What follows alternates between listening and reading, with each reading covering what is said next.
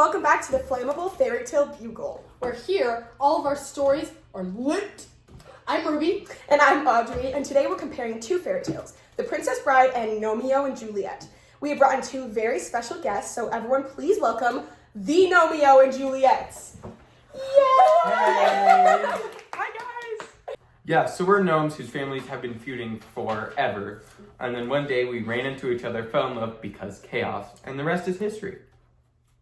Great! That pretty much sums it up. We now have a few questions. Gnomeo, let's start with you. How do you think The Princess Bride and you and Juliet's story are similar?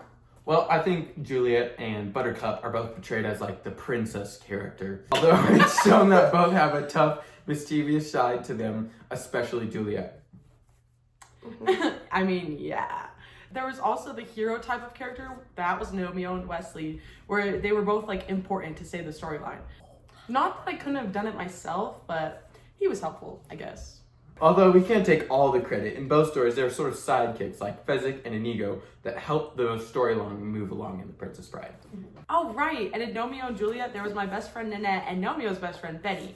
They both helped move the story along and had like comedic elements to them. Would you say with each story there was a similar storyline as well? Oh, for sure. In The Princess Bride, Buttercup thinks Wesley's dead and quite literally says she'll never love again. Come to find out, he's not dead though. I can say I felt very similar when in our story, I witnessed Gnomeo being run over by a car. It crushed me. Well, technically it crushed me. Oh, shut up. He didn't actually end up dying, obviously, but that's why it was very coincidental similarity in both of our stories. Do you guys care to explain what you thought about some of the different storyline plots? Well, for starters, ours didn't have as much magic helpers during our story. Like in The Princess Bride, Wesley has that Max's magic pill that he takes that saves him. Yeah, I wish we had magic though. Another difference in our story is we didn't have nearly as much action. We thankfully didn't have any torture, fraud, revenge, or intentional murder.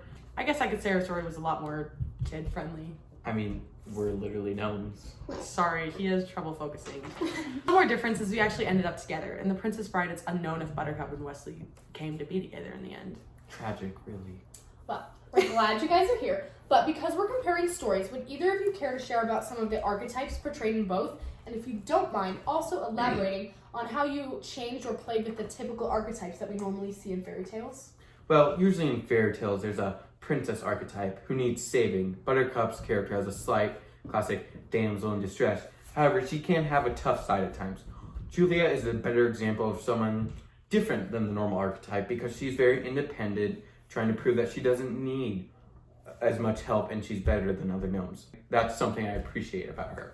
Aw, thanks. I mean, Gnomeo too. He's giving the hero archetype. It's kind of switched for this though because in The Princess Bride, Wesley is kind of what everyone thinks of it as a typical hero. He, however, takes a very interesting and unique approach because he quite literally tortures and tries to kill a bunch of people and kidnap her.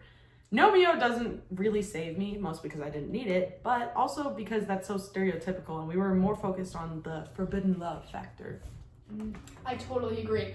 I want to jump in on this though, because my favorite archetypes are personally the sidekicks. In The Princess Bride, Fezzik and Inigo both have very unique backstories, but their purpose is similar to like a normal sidekick. They both have elements of comedic relief, and they both push the story forward when Wesley cannot. Yeah, that's true, but actually quite different in Gnomeo and Juliet's story because Nanette, who's Juliet's sidekick, and Betty, Gnomeo's sidekick, don't really push the story forward as much. They simply exist to make the story more colorful. They align with the archetype really well and don't really go out of bounds very much.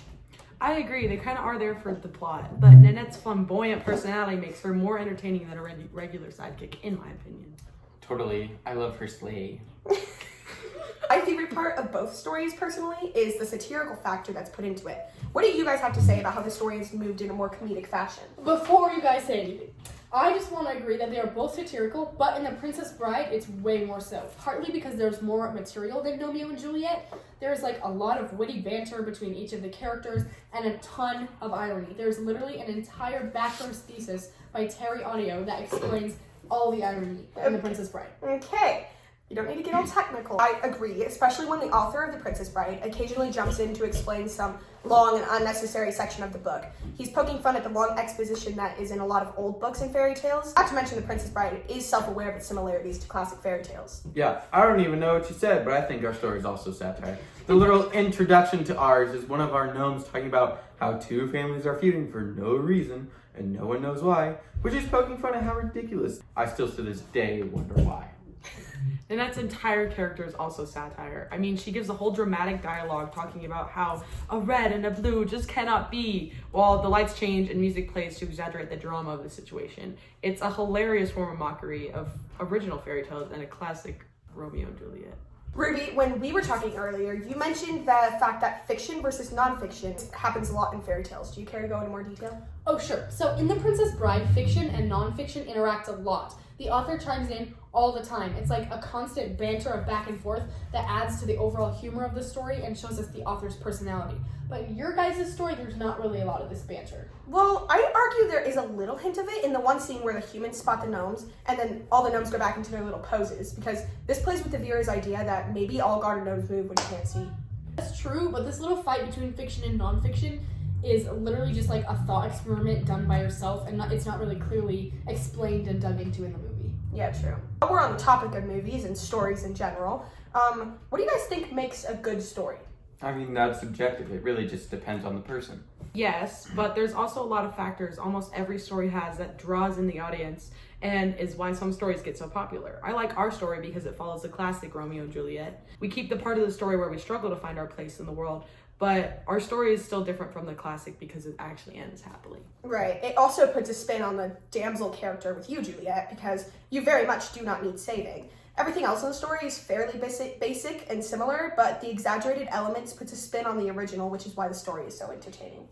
I agree. The Princess Bride has been looked at as a good story for years because of how versatile it is. The plot's twists and turns and side story and constant witty banter, irony, and sarcasm make the story way more interesting and keep the reader intrigued. It has classic elements, but the wit and charm and uniqueness of each character puts a spin on the plot and makes it an upgrade from your average fairy tale. So what I've gathered from this is that most people, if a story has something that makes you think, makes you laugh, makes you cry, makes you question something, helps you understand something, or takes you on a journey with twists and turns that you don't quite see coming. A good story can still have classic elements in it for the sake of the audience's familiarity, but it can put a twist on what is traditional to make a point or to criticize what is traditional. I think that's like the smartest thing you've ever said in your entire life. Thanks. That is about all the time we have left for today, but thank you guys so much for your thoughts and comments. Yes, we really appreciate this discussion, and we hope to see you guys again sometime. Thank you so much for watching. Bye! Bye! See ya! Bye.